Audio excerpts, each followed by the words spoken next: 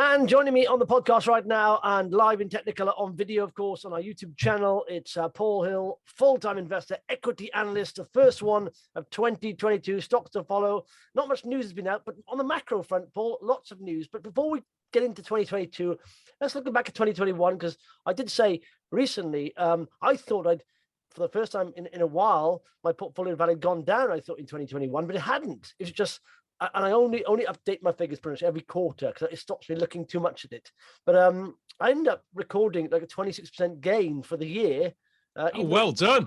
Yeah, even though it was my worst performance the last 4 years, I thought I'd make it a loss because the last 6 months was so hard emotionally for me, and the markets seemed to be growing lower. But the first 2 quarters were superb, and I'd forgotten about those.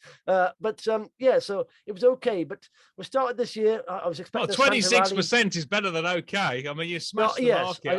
I mean, just give you an indication. The FTSE all share was at 11% last year, so you more than doubled what the UK overall market did. So and the S&P, I can't remember exactly how much. I think that was 24%. So it's you've done better than both of the indices. So it just shows your strategy. Even though you had a painful last part, it did very well. Well, that's it. It's risk reward, isn't it? I want a big reward. That's why I invest in microcaps and microcaps only. And when they do tend to be a bit volatile, they're more volatile in the market. And you feel it. It's happy on the way up, but painful on the way down. Doubly so, I think. And that was experienced there. But yeah, and also I was expecting a nice rally out of the end of the year. But I'm thinking now, maybe even if you look at it, 2020. Q1 wasn't very good. The last 3 quarters are very good. 2021, Q1 was good. Q2 started dropping off. And then the last 2 quarters of 2021 was very painful for me. And now I'm thinking we may have transition of a quarter where we have to get Omicron out of the way and all that stuff, and inflation kicks through, and then we know what the central banks are doing before we start to get a good year. But because it started off a bit rocky for me anyway, I haven't really had an upsurge I was expecting. But I'm just thinking we need to get. There's a lot of stuff out there, isn't it? It's macro stuff, like Omicron as well. It's just frustrating. We see these case numbers going up, and that's what the media are focusing on. But we've never monitored any virus or any cold or anything as in detail as we have about the COVID. So everyone's just looking at the figures all the time, obsessed with cases. And I'm thinking, okay, the NHS is stretched, but if all goes as part of the policy is people have to isolate, and they isolate. A lot of people are isolating when they're not even ill in any way. And normally, in times gone by, if you're not ill, you go into work. If you are ill, you don't. But these days, people have to isolate. So it's having a double impact, isn't it, on the NHS? And we're seeing that, the fear in the mainstream media being propagated here. And I think it's within January, they're saying a peak will be done within a week or so, and we'll hopefully be coming back down, So maybe after January, some good news. But yeah, at the moment, I'm feeling the market is still like it was at the end of 2021, a bit hard, Well, there's a lot to unpack there. I mean, I would just say, just when it comes to actually for investors more broadly, when you measure your performance, don't always do it over quarters, and don't sort of beat yourself up if things go down, because that's just part and parcel of investing. I would sort of take it over a more broader lens. And I mean, I look at myself over the cycle, over the economic cycle, and I've been sort of monitoring over the last 21 years, it's nearly 22 years since I've been recording it professionally. And I've done sort of like on average 15%, which I'm frankly delighted, but I've had poor years and good years. I mean, I lost money in 2020. In 2020, I was down about 8 or 9%, and I had a better year last year, up 35%. But the sort of like the average for that period is compound about for the 2 years over, pre-pandemic is 12%. So all I would say to investors is such that your portfolio, everybody goes through ups and downs, and don't lose perspective that you're investing for the medium to long term. You're not there to be throwing dice on a gambling table. So definitely take a longer term perspective. Now, coming back to the pandemic, I'm with you in terms of there's a lot of scare at the moment in terms of the UK and the US. Then I would say actually we're going to look back on Omicron as a bit of a silver lining, because it's ballooned out, obviously, the number of infections. But if we push the clock forward 3 months, end of Q1, and we've been through the worst of the winter, then I actually think we'll all come out of it on the other side, either triple vaxxed, which will be fab, or alternatively, the people who are unvaxxed will have caught the infection and will actually have some sort of level of immunity. So, on that perspective, we could have really seen the back of hopefully of COVID in the UK and in the US. The problem you get is that there's a lot of supply chain disruption still, and there will be, as you rightly point out, in terms of the labor market, and that could actually worsen in the short term, particularly if China and parts of Asia continue to take a very strict policy stance on zero COVID. Because if they do that, and they actually have got Omicron, and it's so transmissible, that's going to be a really difficult one to handle. And we could see supply chain problems, going on for longer than anticipated. Now, when it comes to the final bit you were mentioning, when it comes to sort of like what the central banks are going to do in terms of, interest rates, well, I mean, they can't really make much difference in terms of supply problems, because obviously, if China decides it's going to have a zero tolerance, increasing interest rates isn't going to make much difference. But they are seeing, and this is the important bit, they are seeing, regardless of supply issues, really strong demand, underlying demand. And that's their concern in terms of how that's going to feed through in terms of inflation expectations. So you've still got the Bank of England and the Federal Reserve, who are indicating, despite sort of like increased infections, they are going to lift interest rates from rock bottom levels, obviously, but tighten monetary policy. And if that happens, then you'll probably see a lot of the long sort of like duration assets, the sort of the tech, the EVs, this sort of stuff, and the classic sort of Cathie Wood ARK innovation funds out in the States and NASDAQ come off and stay weak in the short term. The valuations will drop off, and you've seen that in terms of these sort of Icarus type sort of like software as a service stocks, the snowflakes, and these which have come tumbling. So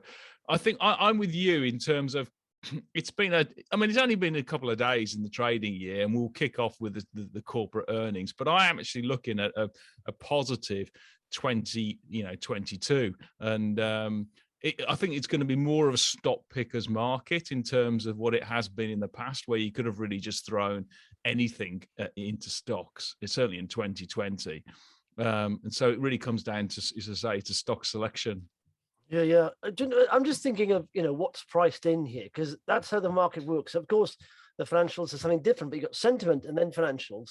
I think if you look at where we are at the moment, like I said, we're seeing record cases, but in fact, some of those cases have been put together from the new year, and all that stuff is catching up. The data's catching up. So there's a lot of cases. But if you look at it, how much worse is it going to get, cases wise? Because after a while, people can blast into cases. Deaths aren't going up, ventilators and all that stuff. ICUs are not that stretched. I mean, you've got a problem with staff. But again, now they have to come back on after 5 days anyway, rather than 10 days now they could isolate for. So I'm thinking you're only going to get, sooner or later, knowing the knowns, I mean, there's always unknowns. People say, what about new variants? There's always new variants. It's just, variants of concern are flagged. And like Omicron was the biggest variant of concern recently, but there's other variants around. There's been another one in France, isn't it, since November, but it's not like Omicron. So there'll always be new variants. But I just think knowing the knowns, and everyone's focused on Omicron, all we're going to see is we may see another week of sort of cases rising, but once that starts ticking over, like in London at the moment, it's starting to roll over now. I think that's very positive, and of course then you've got the financial issues of, I saw Next release today, they're saying they're raising their prices and all that stuff, but they're doing quite well. They're going to raise their prices and all that. And of course everyone panicked about the Fed last time, the minutes from the Fed. And I suppose that the bond purchasing program they're going to sort of wind down is scaring people more, maybe. But interest rates wise, like you say, they're not going to go crazy on it. I mean, by the end of 2022, what is it? Something like less than 1% they'll still be at. So it's not like we're not going back to like the 80s and 90s here. It's literally 1%. Yeah, so, but you did ask at the start of that, this little section, what's priced into the market, and we're talking of an average S&P of around about 21 times for 2022 earnings. And if you increase interest rates, but particularly if the US Treasury goes up, that will drive their borrowing costs of US companies. And likewise in the UK, because it has a sort of lift everywhere. And on that perspective, that'll put a drag on corporate profits. Now, how strong, it all comes down to obviously how good your pricing power is. And when it comes to the likes of Next, how much is that going to actually stick, etc. So I would say you do have, rather than we've had sort of tailwinds for investors over the last 2 years in terms of monetary policy and also fiscal policy, you're probably going to get sort of, headwinds this time, small headwinds going forward. And therefore it is becoming a very discriminatory type of market. So I think you've just got to be careful in terms of just keep watching the yields. My view actually is the market has been remarkably resilient in the face of Omicron, and has come back, and it did so in the States before Christmas. And on that perspective, it's actually looking through it, and it's now trading on the economics. And it's a bit concerned, obviously, there's the tightening monetary policy, as I say, in the States, particularly, and in the UK.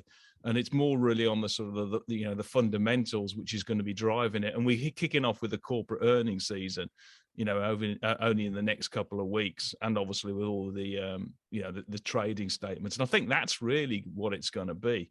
And as I mentioned to you before Christmas, I've got pretty much plenty of cash. I've recently sold Gilead and Merck as well. So I've got about 30% of my portfolio, just over, which is in cash ready to deploy, because I actually do see lots of really good sort of like small cap opportunities that has been very much the baby in the bathwater type of syndrome. So it is really sort of keeping your eyes peeled and looking for opportunities. And I'll tell you what was quite funny actually was that over the Christmas period, I did a straw poll of investors and asked them what their top picks were for 2022. And I tipped my hat, and a big thanks to everybody who replied, because it was an incredible response. We had 265 companies put forward, and anybody can look at that and see the performance going forward.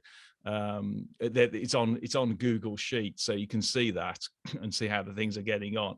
But we got thousands and thousands of votes across the whole of that, and it gives people a few ideas to run through. And likewise, there's been plenty in the press as well. So, personally, I'm going to be concentrating on healthcare, tech, and software with that that cash to deploy. Yeah, no, I saw that. I did a similar thing for 2 years on a trot a few years back on, name your stocks. And of course, people pick their own stocks, of course. But it's funny, actually, the results at the end don't reflect what the most popular stocks are generally, because you find the most popular stocks generally risen a little bit, because they've got a bit of popularity. People like to buy rises, and so it's the ones not talked about sometimes that do the best, But just talk about that one thing. The US, obviously, it's a different market completely than the UK, and and what's been frustrating is I've known people who invested in the US and they did well sort of last year, so it's the last half of last year, and my portfolio was just grinding lower. But the US is due a pullback, isn't it? It's just like, if this bond buying program winding down, that's going to do it, isn't it? I think. Well, it all depends, because the market actually is a bit lopsided actually in the States, because it's got those FANG stocks. It's got Microsoft, Apple, Amazon, Google, and Facebook, or Meta, etc., as it's called, renamed now. And just give you an indication, Apple is bigger than the UK GDP on its own. It's absolutely, frankly, enormous, worth $3 trillion. So absolutely huge. And all those stocks have done really well because they've been classed as defensive tech and relatively cheap. They're on a PEG ratio. Not cheap, but relatively cheap. But below the surface, actually, there's been quite a lot of churn, and many stocks have been battered as well. So the ones which have performed okay in the second half have obviously been energy, which has done very well. Financials has done pretty well also, as the yield curve has increased, and it's been those sort of cyclical plays that have come forward, and it's really what is going to be the playbook this year. And I still come back to it. It's going to be sort of like stock picking, and just the ones, I mean, I've, invested in. I mean, we had news on Amryt Pharma this week, that it came out with phase 3 trial results for its Mycapsa tablet that is going to be helping replace injections for acromegalia, which is basically a growth condition. And that's really good, because essentially they've said that the safety profile is the same as the existing injection. And the efficacy likewise is very much similar as well for patients who have responded to that underlying drug. And what that means then is it's much easier for patients to take a tablet rather than having to be injected. You don't get skin irritation and pains and reactions, etc. But more importantly, almost it takes the burden away from doctors having to put these injections into people. So they've got good hopes of that. And it was a backup study. They've already got FDA approval for that particular treatment. This is really for submission and supporting the EU application, which I think goes in Q2. So the reason why I mentioned Amryt Pharma is that it's got a lot of sort of shots on goal. It's got 2 existing drugs. It's got that one, the acromegalia one, Mycapsa, and then it's obviously got the oleo gel, which hopefully will get a FDA approved, and may even get EU approved in Q1 as well. So it's got lots of shots on goal, and I'm very, very comfortable that I think that could do pretty well it's a specific healthcare stock in 2022. But now you can only buy the ADSs out in the States. It's been delisted, or just about. The shares on AIM are just about to be delisted, so you can only hold these in either a dealing account or in your SIP as well. So that's one stock to watch. That's for sure. Yeah. Don't say the FDA to me. The FDA word is a swear word to me. Yeah, I know. I took the biggest hit. I mean, I've adjusted anything that. I mean, with Amryt's a bit different. They got lots of irons in the fire there. But when you have you're approaching the FDA, a regulatory body, for approval on your product, and literally your future lies in their hands, and they're so unpredictable. And so in future, I reduced when it bounced, it dropped by about 60%, then bounced up by about another 30%, I think, or 50%, I think, bounced by. You talk about Polarean here. Polarean, yeah, and I unloaded a few there because I thought, I still believe in it. I still believe there's a huge market there, and potential is still big, but I don't want be on the end of that unpredictable decision again. So I'm happy to buy in after that. And whether it dips after, I don't know. If it goes nuts, maybe I won't. But if I see a dip after that somewhere, then I'll buy in after that. I don't want to be exposed to that kind of uncertainty. It's a known unknown. So I don't want that. So and what's your cash weighting in your portfolio now? Then having you just very sold? Little. You're still. I redeployed it into sort of GTech and other stocks as well. So within my portfolio. So yeah. So you're still all in on equities. Yeah, pretty much. Because I think what, they've had a hard time of it. They do an uptick, and they're not. Most of them are just. They're not overvalued in any way, so they've got huge growth potential, and so yeah, I'm sitting and waiting. I don't know how long it's going to take to see this bubbly market again in microcaps, but it's cyclical, so it's going to come. Just when, it's just waiting around, thinking. But it's a bit better. I mean, I've had a couple of stocks off the. Out of nowhere, Gfinity just jumped like 8% yesterday. I think of no news, nothing, and there's been a seller trickling into that all the time, just grinding it lower and lower and lower.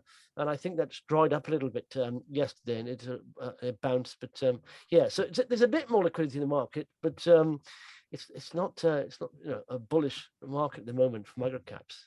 Well, I mean, we're only in the first week of January, so people haven't really got back to the desk to a certain extent. I mean, just on the other 2 healthcare stocks, which actually came out with news, which we've talked about before, was Verici. In fact, it's come out with 3 pieces of news in consecutive days. So it's really sort of like, sort of driving the commercialization angle at the moment for its leading kidney transplant diagnostics and prognostics. And what it said this morning was that its 2 lead tests had finished the actual clinical study, or the validation study of data collection, and they're now going to be validating that data and analyzing it, and then releasing the final interpretation of all the base data by the end of Q1. And that's really important because, one, it's on track, but also I think they've managed to collect more data from more patients across more sites than then originally anticipated. So that will really help when it comes to sort of like clinical evidence supporting the efficacy of these particular tests. And it's been incredible, actually, if you consider, because most healthcare and medical diagnostic companies have been hit by COVID because they haven't been able to get in hospital. So really tip the hat to the management team there. So that was today's news. And then yesterday's news, they said that they'd teamed up with Illumina, who are the world's largest DNA RNA sequencing company.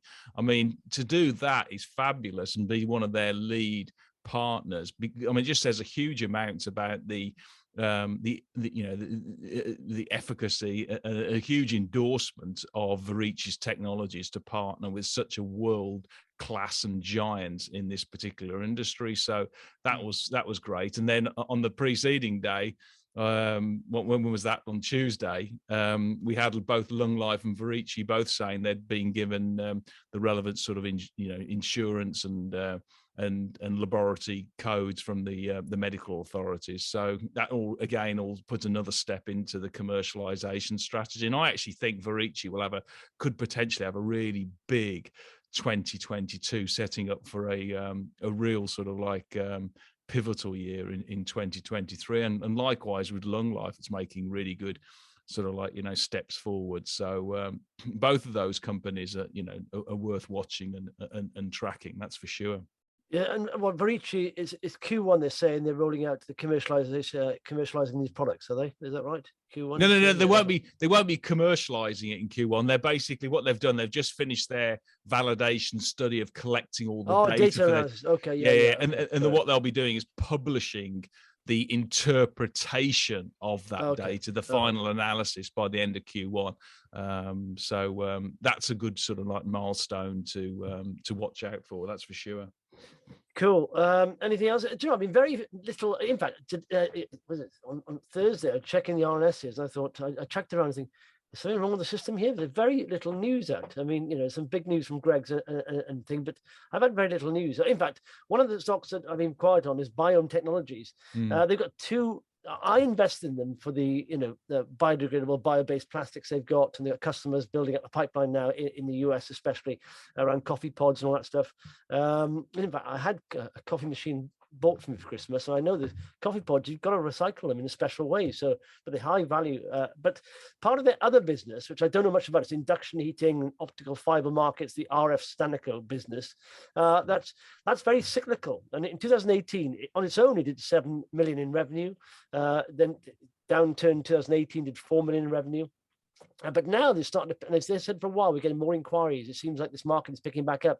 They've announced 3 contracts in the last, I think, month, which is worth £1 million to that side of the business. So that's a nice expected surprise. I didn't see that happening, but if that upturns and the biodegradable business upturns, I think it could be on for a nice little run here. But yeah, they've had problems with supply chains as well. That's why a profit warning back, mid of last year, saying most of our customers in the US, normally it takes 3 weeks, I think, to ship stuff across there. It's taken 3 months. So that was the issue. So hopefully these supply chains will ease, and now they said they've mitigated this by just taking on a bit more inventory or all that stuff. And so, yeah, it's just frustrating, isn't it? But it's nice to have a surprise that from the other side of the business, which I wasn't really focused on, that it's picking up. So if we get the 2 parts of the business doing well, it's beyond what I thought would happen. So yeah, cool. But any news? No, there's going to be plenty of news next week. That's for sure. That's when it sort of like kicks off. I mean, I've got EQLS next week, which should be coming out with a trading update pre-close. Northbridge Industrial haven't got anything planned, but they could announce anything pretty much, any day. You've got probably Boohoo probably coming out with a pre-close, or sorry, a post Christmas or trading update at some point in time. Have they bounced at all, Boohoo? Well, they're still sort of 114, 115, and I would say that again over a 3-year perspective, that one's got absolutely plenty of upside. And then Eleco or ELCO likewise, they'll have a trading update usually that sort of 3rd, 4th week in January, year end sort of stuff. And I mean, they've come down and they're looking cheap, and they're a good build tech sort of software company to have a look at. I mean, I would be, if I didn't own them, I'd be buying, but I do own a lot of shares already. And then likewise, we've got sort of I've got Rosslyn Data Tech, who should be coming out with some interims at some point in time on. Well, let's wait and see what they say. So yeah, I've got there's plenty. And I think obviously Marks Electrical will be coming out with a trading update sometime next week as well for the Christmas, the Christmas period. I'm surprised about Eleco. I didn't know Eleco could come down that much. I've not seen, because they hit sort of. They're below. They're 92. They're 92 pence. Yeah, exactly. Yeah. So the reason why I'm mentioning these names is such that there's incredible value out there. If you've got a long-term perspective, then you look at these kind of businesses. They've got most of them have got very good, solid balance sheets and good cyclical growth trends behind them. Irrespective of COVID. And then the other ones to sort of to keep watching. I mean, we've talked about it before. SourceBio International. I mean, I would say their PCR business is probably absolutely flying.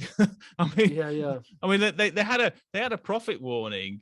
I think it was probably October, something like that, and the shares came off, and that was due to the government changing all the rules on the travel rules, and since then, I bet they've just. I mean, when I looked at the stats the last time for the government stats for the number of PCR tests, it actually increased from from October, not decreased, is what they were saying. So I would suggest they've probably had a better than at least their revised expectations. So anyway, they'll come out. Yeah, at the moment, I think the government is trying to, stop this, but there's so much testing going on. They did 2 million tests yesterday, and so that's nuts. 2 million tests, and that's a phenomenal amount. But I mean, and of course, if you're positive for lateral flow, you got a PCR test. So just those numbers going through there, it's just crazy. Part of me thinks the issue we've got here is testing too many people. There's a guy there's a professor on us on TV on BBC this morning, saying that the ONS do testing. They do surveys. In fact, I'm one of the people they do test. They come around once a month and test. You test people when they go into hospital or they've got symptoms.